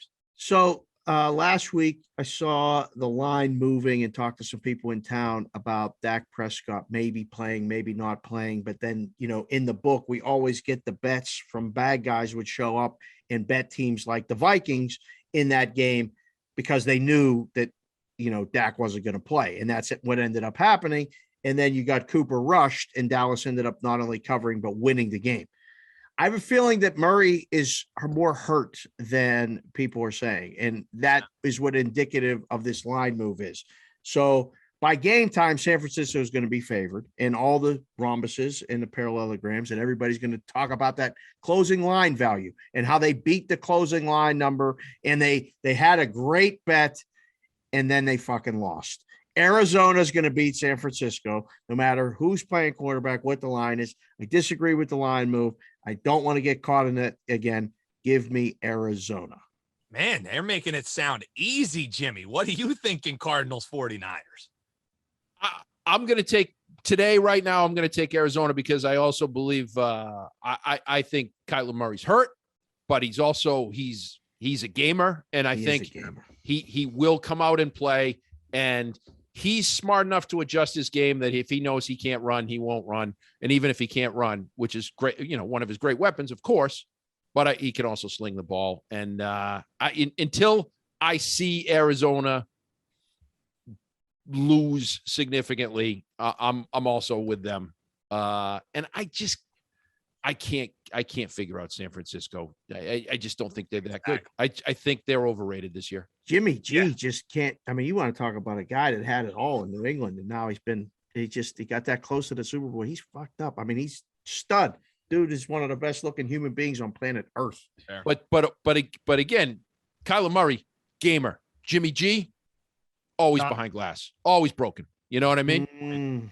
Always hurt behind glass. I like that. Yeah, kind of use that. That's a good I'm gonna steal that one. Yep, well, I'll be behind glass on this one because I'm going 49ers. Really, I would just pass, but for show purposes, just because all that steam that you were talking about, making the number get driven down. It's funny. I was just talking about my my closing line value that was not closing line value with the Packers. The second line and leg in that teaser is closing line. So I'll be holding up my trophy big and tall because I got Niners at 8.5 in the second line of that one. This, I would stay away from the move there, but touting the closing line value there, Dave. I know you love that. I love that. So, that and micro markets, newbie. Yeah, micro market. Micro markets. Yeah, like the micro machine, man. Yeah. All right, so we got 2 games left. It's the Sunday night football. It's the Monday night football. One more segment before Take a Minute, and we get you the hell out of here. It's the Rams taking on the Titans. Rams 7.5-point favorites, total 53.5. I don't want to lay the 7.5, but I also can't just take a team whose best attribute is now Ryan Tannehill. So I guess I have to lay the 7.5 against the Titans. Jimmy, what are you thinking in this game? I'm thinking the same thing. Tannehill's going to throw 2 dumb picks, and with no running back, or maybe Peterson. Is that really going to happen? Are we really doing that? It feels like this. It feels like it was somebody that just played too much Madden or something and went, "Hey, what about Peterson? He could run. He's still in the game. Well, let's get him. He was on a couch like me eating a sandwich last week, and he's gonna beat the Rams. I don't see it. I'm on the Rams. Yeah, and the Rams' rush defense isn't all that great. So, maybe you catch some lightning in a bottle, but I'm not buying it either. Dave, what are you thinking in this one? Rams 7.5-point chalk against the Titans. This is one of those games in the book where you go, all right, what do we make the line where somebody takes Tennessee, please? Because I don't think there's a reason to. Like, Derrick Henry's out. He's going to be out. You guys just said Tannehill. Then on the flip side, the Rams go and make the only trade that's going to make a significant move, like for the NFL trade deadline, and go get Von Miller to pair next to Aaron Donald. And we got a home game Sunday night. This line is going to be close to 10 by kickoff because the books, if the favorites all come in like they were the last couple of weeks, not last week, people got destroyed last week. 8 dogs win outright. People were wondering how the hell did I bet on this team, and I ain't got no money left. But this one is going to be a monster decision for the books, and they're going to need Tennessee, and I don't think they're going to get there. Give me the Rams minus 7.5 now today. And if it gets to 10, that might be the number that you could maybe think, all right, maybe Tennessee, but not yet. CH, Rams, Titans, thoughts? I think the second half of this year, we're going to finally see what kind of coach Mike Vrabel really is when he doesn't have the best player on earth. Well, just hand it the off. best non-quarterback on earth. Oh, yeah. In his backfield, right? Didn't say his name, so you can't ring the bell, but I know who he's talking about. My finger was on the button. My finger. Jimmy, it was my responsibility for like the first 30 episodes of the show I did, but ever since then, I don't even have to do it anymore. I use the Jedi mind trick, and these guys do it for me. He said it all during baseball season. We weren't even talking football, and he weaved Tom Brady into the show every goddamn week. It was unbelievable. Flawless. This is my 47th show, and this is the 47th time in a row that Tom Brady has been mentioned on the show. Anyway, I'm taking the Rams. I think I got an eye roll there out of newbie. I don't know. Is that what my face looks like when you play the song? No. I was just more trying to follow along with the notes. Brain is scrambled, and maybe there's a little bit of an eye roll. Monday Night Football. It's the Steelers taking on the Bears. I bat lead off on last game, so I'm going to do it again because I'm going to make it nice and easy for you guys. Steelers 6.5. The Bears suck. The Steelers suck. The Steelers suck less. I'm laying the points. CH, what say you? What did he say? Suck? Steelers I mean, they're suck? not good. They're not great. CH, we'll get to you, Dave. We'll get to you. Shitbag Eagles, and you say the Steelers suck. I mean, they're out of line. That's fair. I'm never in line. I'm in line. CH, before I get kicked off the show, what are you thinking on this one? Steelers 6.5-point favorites. You can't get kicked off the show because me and Dave aren't smart enough to run that fucking board thing. Can't do it. So no chance. That's no all fucking cash chance. that too. Yeah, there you go. Steelers. I'm taking the Steelers here too. I think I'm going to get to it in my toss-up section here, but I think that we got a big day coming out of the backfield for the Steelers. So I'm going to take Pittsburgh. And CH gets to go first on one total, one side, one prop coming up here in just a moment after we get Jimmy's thoughts here on the Steelers and Bears. Well, here's the thing with the Bears. They're the only football team that gets worse when their coach gets back from COVID. Right? True. So just on that alone, he's going to come back and screw things up. No. I'm taking Pittsburgh. It's a big number. The Pittsburgh's going to win outright, but I don't know if they're going to cover it, but I think they are. So what do we think, Dave? You took umbrage at the suck comment. I can't apologize. I can't take it back because I truly believe it. What are you thinking as the Steelers are taking on the Bears 6.5-point favorites? It's okay. I mean, you're the guy that's shaved and you got this mustache thing going. You're going to have to deal with your own thing for November. We'll get to that in a minute. This is one of those math problems, boys, that I talk about for years in the books. It's 6.5. It's the lowest total of the week. It's 40. The Steelers offense, I'll give you, sucks. I mean, they just played Cleveland, who sucks, and the game was horrific. It was 15-10. I mean, Papap is like, the Steelers are winning. He's like, this is boring as shit. Well, this is the way the Steelers are going to win games. So this game's going under. All right. And under in a 40-point game means you take the dog. I did it with Geno Smith a couple weeks ago at home. Y'all laughed and said, you're taking Geno Smith. You're goddamn right. I am. I was right. Last week, I said you got to take the Steelers plus the points. Again, under games. They're the most under team in the NFL. I'm going to take the team that sucks more in your eyes and take the Bears to cover the spread. Steelers are going to win the game. Don't get me wrong, but it's going to be one of them goddamn ugly Monday night games. And Peyton Manning and Eli are going to be making fun of everybody. Can't wait to see what Steelers they bring back, and have on and all that shit. Bears cover the spread. Don't win the game. Chicago people, leave me the fuck alone. They ain't winning. They're going to cover. There you go. But Nagy's coming back to coach.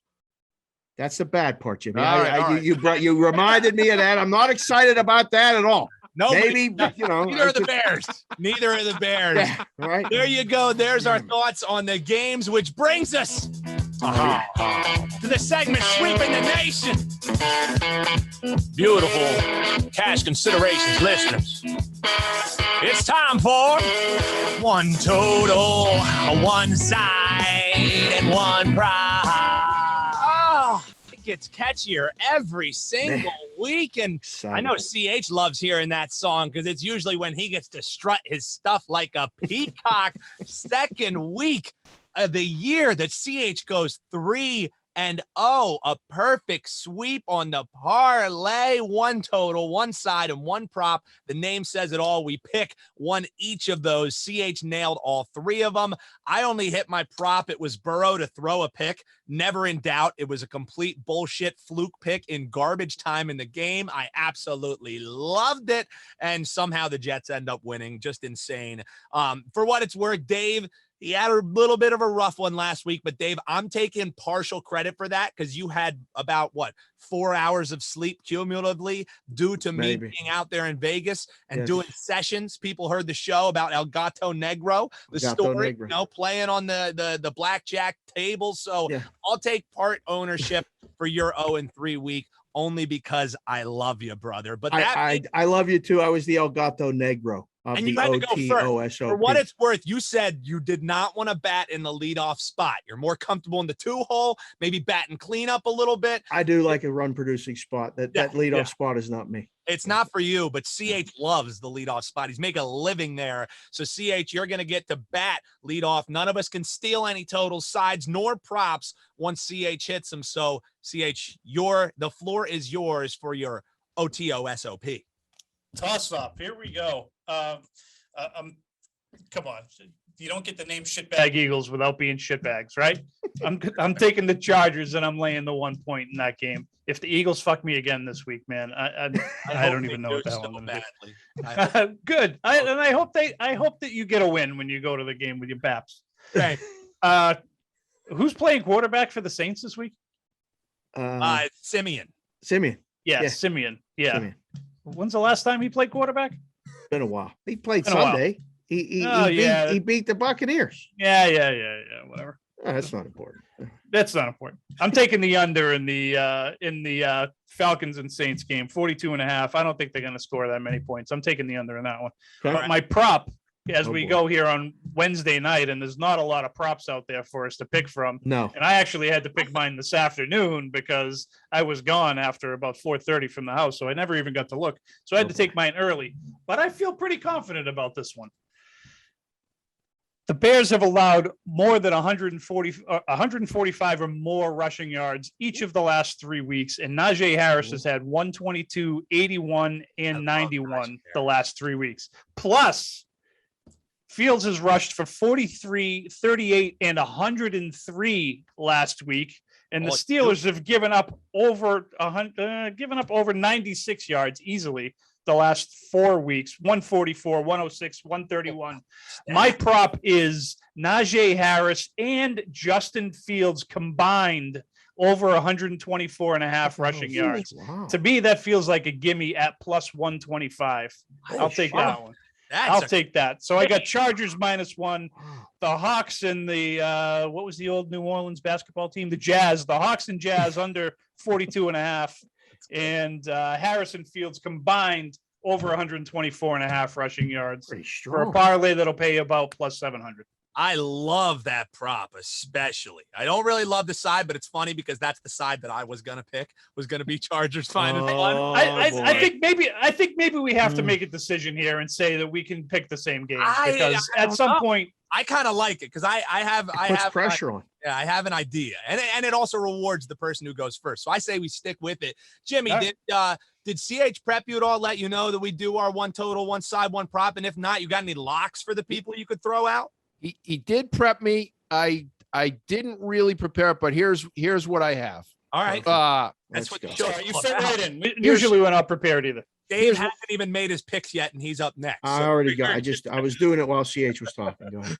Here's one of the ways I like to make lousy games interesting. I like to gamble on them. So this Texans Dolphins game is going to be a horrible football game. Horrible. So why not put a little action on that if you're going to have to watch it? And this is one of those games where it's like you have to decide which is worse of the suck. You know, it's like when you're at the mall and you're hungry and you go, am I going to go to Sbarro over there or am I going to get that Chinese food that's clearly been sitting out for 3 days? You know what I mean? Like you got to pick. You have to pick, right? So I think the Dolphins are just awful. And so I'm going to take the Texans. I'm going to take the 6.5 points that they're getting right now. I think that nobody's going to score in this game, so I'm taking the under. Perfect. And if I can get some sort of prop on Tua throwing Tua, and I'm not even going to say his last name because here's what I think about Tua. I think he's about 3 weeks away from being done, and I'm going to be the only one that was smart enough to not learn how to pronounce his last name. I didn't waste my time. So if I can get some sort of prop on him throwing a pick or two, that's it. I'll take that. Stellar. That's and that's the only way I'm going to watch that Dolphins game anyway. And you'll be the only one watching that Dolphins. Yeah, you might be. No, Mrs. Tunga, whatever. Tunga Valea.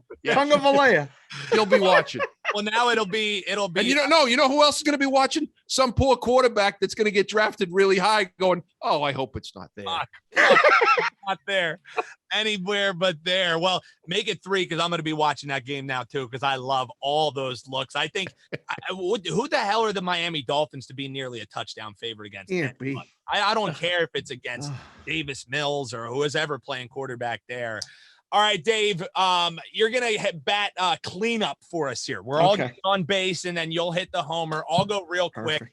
My total is in the Kansas City Green Bay game. I think the total crashing is an overreaction, mainly because Kansas City's defense blows. Like they're absolutely terrible. If Sorensen is out there, I don't care if one of us 4 is playing quarterback. I'm going over in that game. Kansas City, Green Bay, the total is now down to 48 after it was at 54. Some good closing line value if you have the under on that ticket. But 48, Kansas City, Green Bay, I'm going over in the game. I was looking at going the Chargers just because people should stop betting the Eagles. Eagles. Because CH went Chargers. I'm going to go with the pick I made earlier on the Panthers. So he'll fade my team. I'll fade his team. He's happier hearing that because I've been fucking terrible picking games this year. So Shit's what? Personal. Yeah, exactly. So we'll go head to head, yet not being head to head. And CH is probably feeling even better about his Patriots pick now after hearing that. And my prop, like you guys were saying, it was kind of hard to find them. I love that prop that CH had. I completely co-signed that one. And CH and I both have done pretty damn good with our props this week. Very good. That's one I'll be placing myself. There's no number posted yet for my prop. So check out our Twitter at Cashkin Sid Show and mine at Newbie Talks. Cause once the number's posted, I'll say this was, and I'll tweet and share the episode as well, what it would be. But wherever the number is, as long as it's in the 20s, I'm going over on pass attempts for Jalen Hurts. Only 14 pass attempts last week, and I kind of was joking, tongue-in-cheek, saying, they're going to just pass the ball a bunch, yada, yada, yada.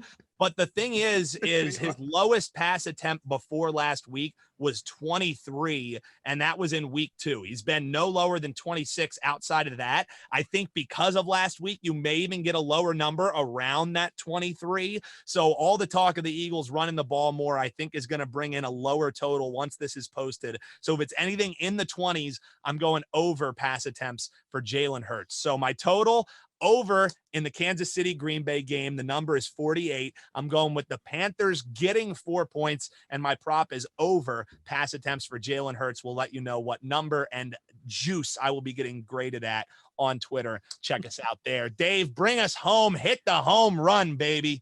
Oh, man. So there was a lot of good information there. That was really, really just like the judge said in My Cousin Vinny, all well thought out, sound argument overruled. No, really, it was all good. It was good. You say Utes? Utes, 2 Utes, 3 Utes, 3 of you guys. Tongue of Alea. I can't believe you can't pronounce a Hawaiian name, Jimmy. You're practically Hawaiian. You spend all that time over there surfing. You can't say Tongue of Alea? It's unbelievable. Tongue of Viola. There you go. All right, that was close enough. All right, so you're fading his team. He's fading your team. Jimmy's fading the worst team.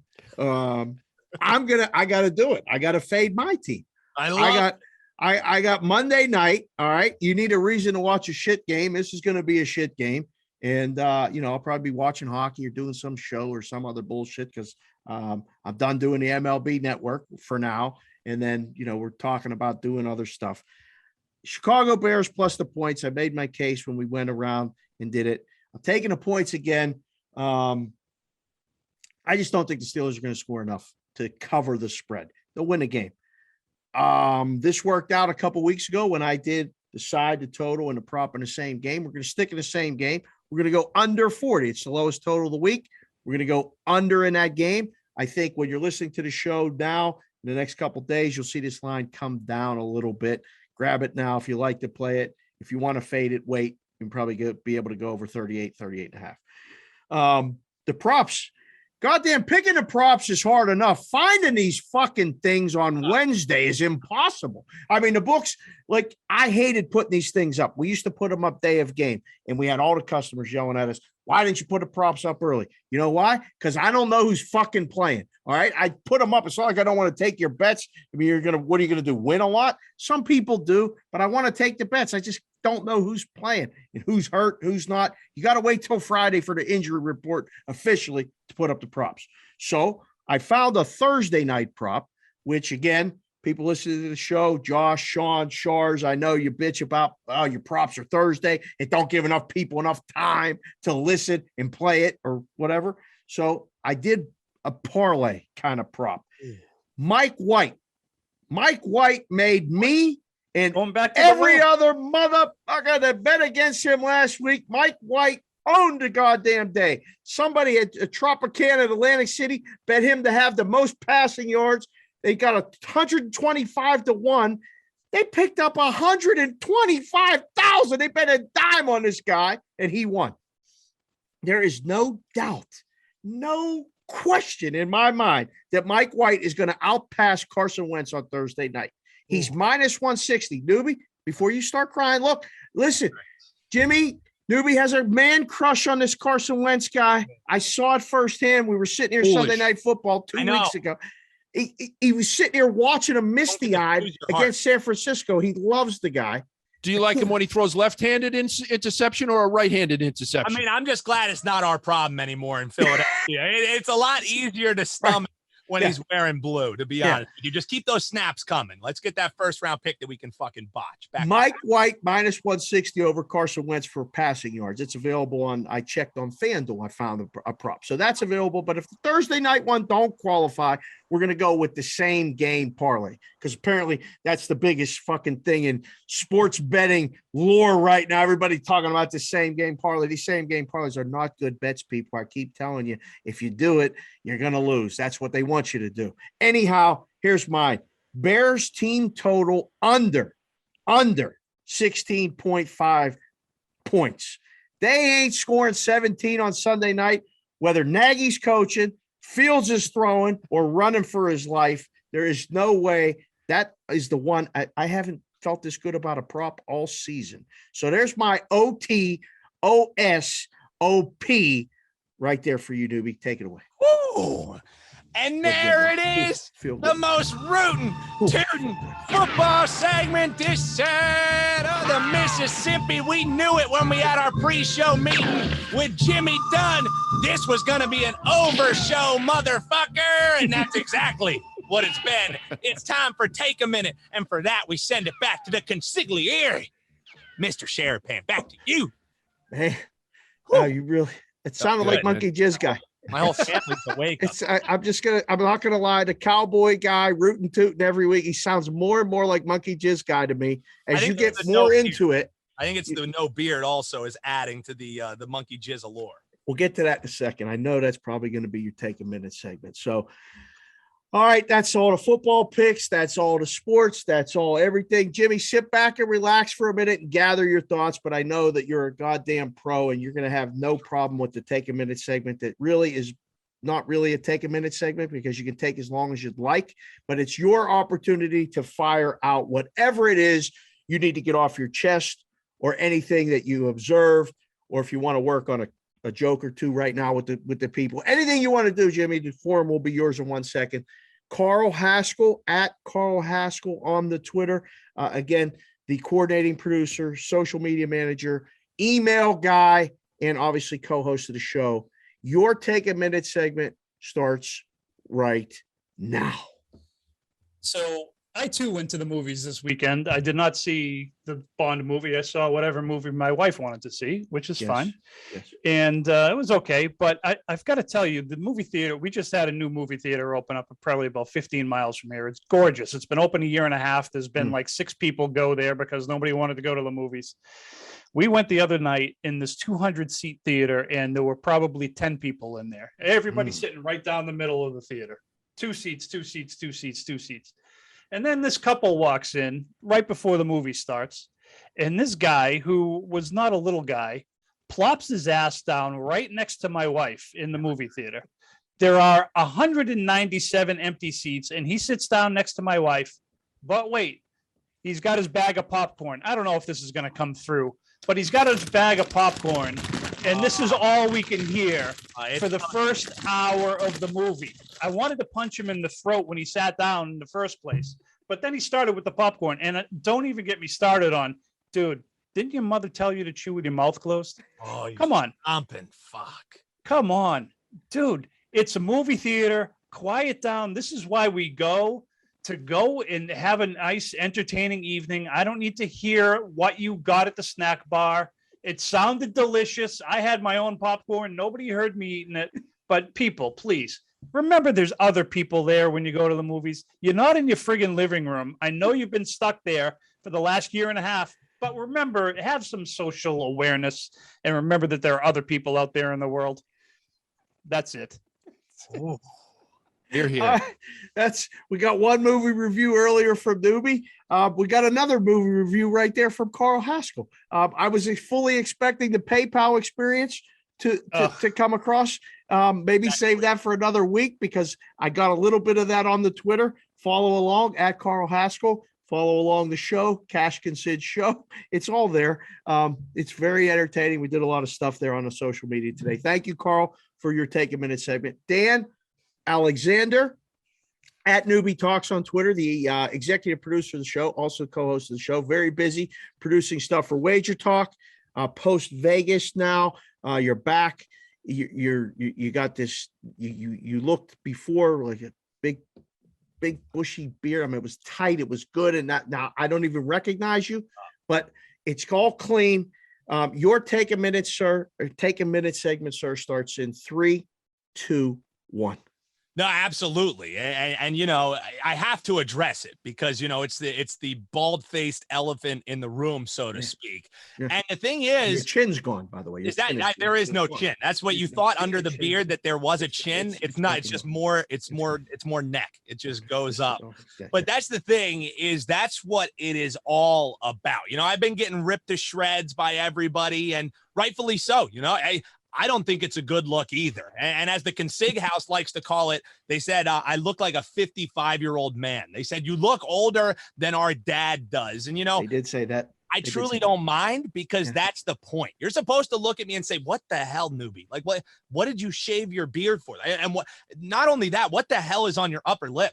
For you looking, I mean, that's 3 days of growth. That's not too bad, right? It's going to be scary in a week. It's not about me looking like an ass. It's about me raising money for something that is near and dear to my heart. So I'm going to sound like a Mormon. Do you have a few moments to talk about your Lord and Savior, Jesus Christ? Because I want to talk about Movember, which it's a nonprofit charity, in case you hadn't heard about it before. And they use all the funds that they have. In the 3 years that I've been doing this, I've raised about like $3,000 for different initiatives that support prostate or testicular cancer research and prevention, as well as something else that's near and dear to my heart, and mental health and suicide prevention. And it's specifically for men's health. And these are things that are closely touching me. So I don't say this to be like a sob story. I just say it because, you know, our show's all about you know, family and being honest and really letting you people who listen in. And we so appreciate you doing so, know a little bit about this. So I started doing this, like I said, 3 years ago, and it was in solidarity for my buddy who's my age. I grew up playing lacrosse and football with him.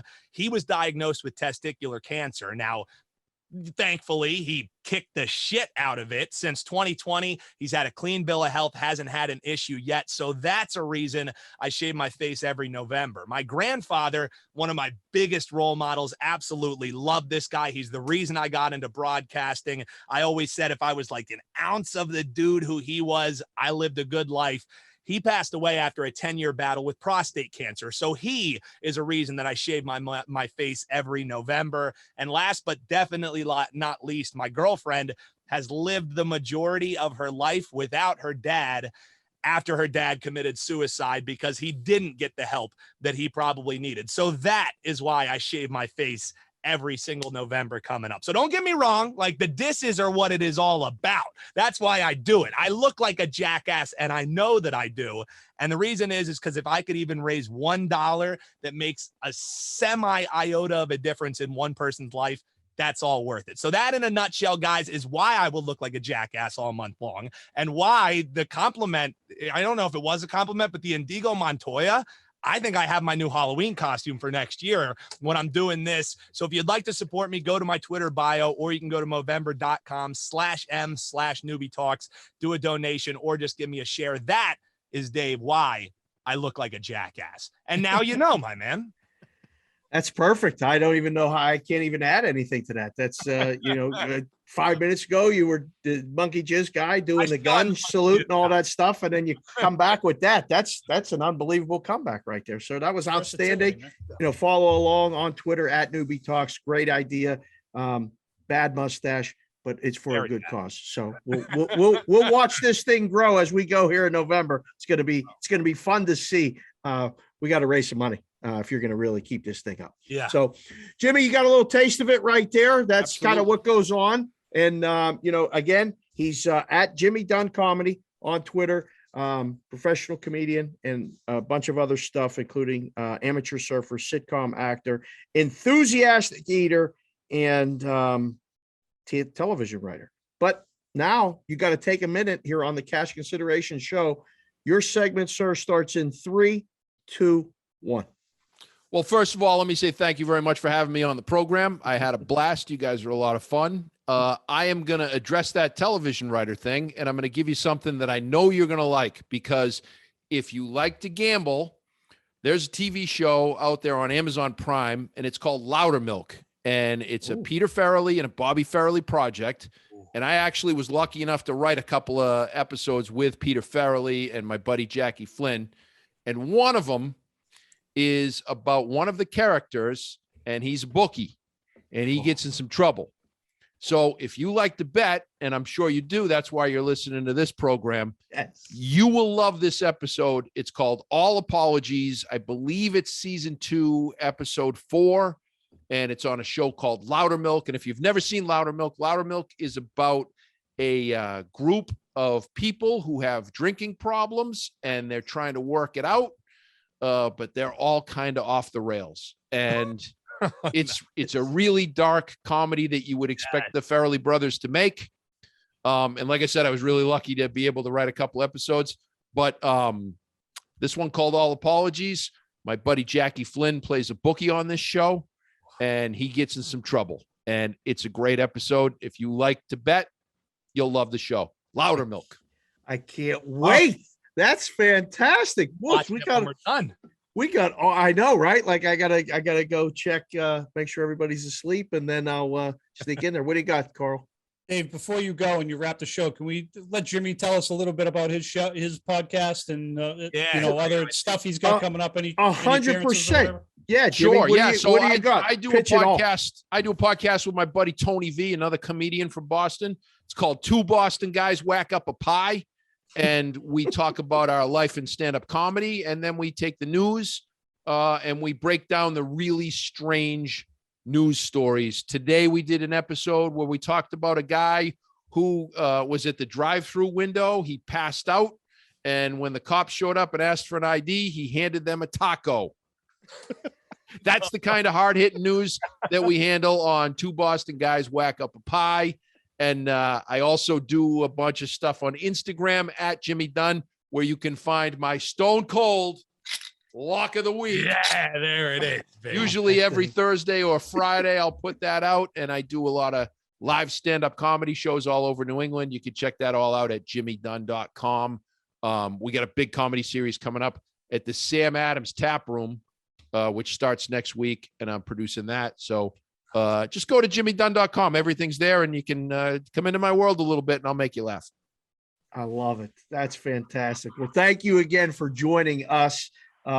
Pleasure to have you, and hopefully, people follow along. You sold us, so whatever we're gonna do, I mean, I'm in. I can't wait to either see you in person or watch this podcast, listen to the show, because now I know you and I hear you, and I know I'm going to be having to piss myself, probably running to the bathroom. You will love that episode of Loudermilk. You will love it. Stone Cold. That's the Stone Cold Lock of the Week. Let's go. I love it. All right.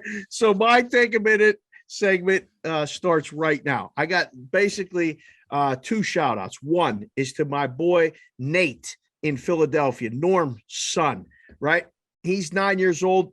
He made the all-star team for baseball. He's been working so hard, catching and hitting and doing all this stuff. He hit a ball the other day off the fence. It almost went over. He kind of Cadillac'd it. Uncle Norm told me that he wasn't running hard to first, and he ain't fast. Nate, I know you listen to the show. You can't run. You can throw, you can hit, you can do all that other stuff. You can't run. You got to run out of the box. He made it safe at second, so he got a double off the fence, and he threw a runner out at second base, okay? That was a big goddamn deal. Proud of you, Nate. The coach didn't pick him for the travel team. I told him it's the beginning. It's not the end.